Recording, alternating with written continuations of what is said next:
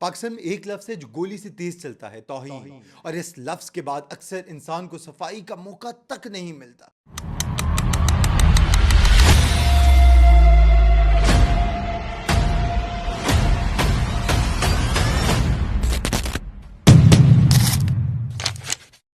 कभी घर जल जाता है, कभी जिंदगी, और कभी पूरी कौम का ज़मीर। आज हम बात कर रहे हैं उन केसेस पर जो सिर्फ रिलीजन के नाम पर नहीं बल्कि रिलीजन को बिजनेस, ब्लैकमेल और पॉलिटिक्स का वेपन बना के चलाए जा रहे हैं। ये कहानी है पाकिस्तान में ब्लास्फेमी एक्यूजेशंस का निज़ाम पेपर पर लॉ ज़रूर लगता है, लेकिन ग्राउंड रियलिटी में ये इल्ज़ाम अक्सर डेथ सेंटेंस बन जाता है। बिना किसी कोर्ट वर्डिक्ट के जिंदगियां तबाह बर्बाद कर देता है। ह्यूमन राइट्स रिपोर्ट ये भी बताती है कि स्टेट ने हिस्टोरिकली ब्लास्फेमी पर एग्जीक्यूशंस बहुत कम की हैं, या अगर प्रैक्टिकली देखा जाए तो बिल्कुल नहीं की। लेकिन फिर भी इल्ज़ाम लगते ही मॉब वायलेंस और टारगेटेड किलिंग से लोग मर जाते हैं, यानी कानून का फैसला कोर्ट से पहले स्ट्रीट दे देती है। अब आप सोचिए, जब एग्जीक्यूशन स्टेट नहीं करती तो फिर लोग कैसे मर रहे हैं? जवाब सिंपल, दर्दनाक और खौफनाक। इल्ज़ाम ही काफ़ी होता है। एक एलिगेशन और फिर क्राउड का गुस्सा, पुलिस का प्रेशर और मीडिया ट्रायल, और जिस पर इल्ज़ाम लग जाए वो सिर्फ एक्यूज नहीं रहता, वो टारगेट बन जाता है। अब नंबर्स देखिए तो ये रिवील होता है कि national commission for human rights NCHR की रिपोर्टिंग के मुताबिक ब्लास्फेमी चार्जेस में इनकार्सरेटेड प्रिजनर्स की तादाद कुछ सालों में अचानक एक्सप्लोड हुई। 2021 में 9, 2022 में 64, 2023 में 213 और 2024 में ये नंबर 100 में चला गया, और मिड 2024 तक 700 प्लस तक रिपोर्ट हुआ। प्रोविंशियल ब्रेकडाउन में पंजाब सबसे आगे दिखाया गया, फिर सिंध, KP और बलोचिस्तान। ये सिर्फ अब नंबर्स नहीं, ये 700 से ज़ायद जिंदगियां हैं, 700 घर, 700 खानदान जिनकी रोजी, इज्जत और फ्यूचर एक FIR में दफन हो जाता है। और जब केस कोर्ट में चलता है तब तक सोशल पनिशमेंट पहले ही कंप्लीट हो चुकी होती है। घर छोड़ना, शहर छोड़ना, बच्चों का स्कूल बंद, रिश्तों का टूट जाना, ये सबसे डिस्टर्बिंग चीज़ ये है कि ये केसेस सिर्फ रैंडम नहीं लग रहे। NCHR ने पैटर्न्स और एलिजिड इंट्रैपमेंट टैक्टिक्स का जिक्र तक किया है, जैसे ऑनलाइन ट्रैप,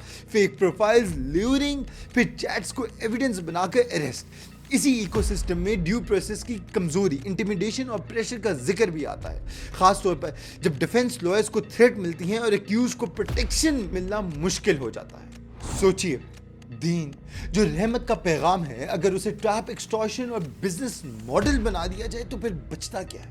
फिर इस्लाम का नाम रह जाता है, लेकिन उसके अंदर इंसाफ की रूह खत्म हो जाती है। इस इल्ज़ाम का सबसे बड़ा नुकसान माइनॉरिटीज़ को होता है। जनावाला अगस्त 2023 में ब्लास्फेमी एलिगेशंस के बाद मॉब वायलेंस में मल्टीपल चर्चेस और डजन्स ऑफ हाउसेस को टारगेट किया गया। इंटरनेशनल ह्यूमन राइट्स ग्रुप ने इसे collective punishment of failure of protection कहा।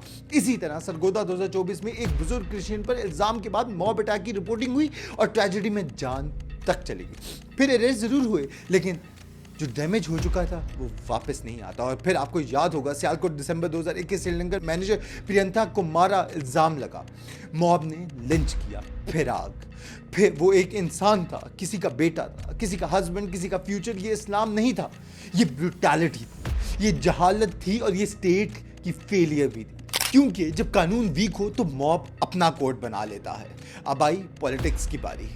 पॉलिटिक्स जो कि सबसे वाइडली डिस्कस टॉपिक है पाकिस्तान के अंदर। पाकिस्तान में रिलीजन का सियासी इस्तेमाल सालों साल से होता आ रहा है, लेकिन आज ये और ज़्यादा टॉक्सिक हो चुका है। जब लीडर्स वोट के लिए फेथ को स्लोगन बनाते हैं तो एक्सट्रीमिस्ट को सिग्नल मिलता है कि स्ट्रीट पावर उनकी। रिफॉर्म की बात करना पॉलिटिकल सुसाइड बन जाता है, और फिर निज़ाम ऐसा जल जाता है जहां इंसाफ का रास्ता बंद और सेंसेशनलिज्म का रास्ता खुला था। आज पाकिस्तान में सबसे महफूज चीज इल्जाम लगाना बन गया है, और सबसे महंगी चीज बेगुनाह साबित होना। मेरा सवाल ये है, क्या हम दीन को इंसाफ से अलग करके सिर्फ नारे बना चुके हैं? क्या हमने कुरान की हुर्मत को इंसान की जान से ज्यादा चीप कर दिया है? अगर हम बाकी दीन की इज्जत चाहते हैं तो फिर फैसला क्लियर होना चाहिए। मॉब वायलेंस पर जीरो टॉलरेंस, फॉल्स एक्यूजेशंस और ब्लैकमेल नेटवर्क्स के खिलाफ हार्ड एक्शन, और ड्यू प्रोसेस को सीक्रेट बनाना, transparent investigation, digital forensics, court protection और एक्यूज की सेफ्टी, क्योंकि कानून का काम इंसाफ है, तमाशा नहीं। آج اگر ہم خاموش رہے تو کل کسی اور کا گھر جلے گا, کسی اور کا باپ مرے گا, کسی اور کی ماں کورٹ کے باہر روئے گی, اور پھر ہم صرف ایک لائن بولیں گے, اللہ خیر کرے. لیکن خیر تب ہوتی ہے جب قوم خود خیر کا فیصلہ کرے.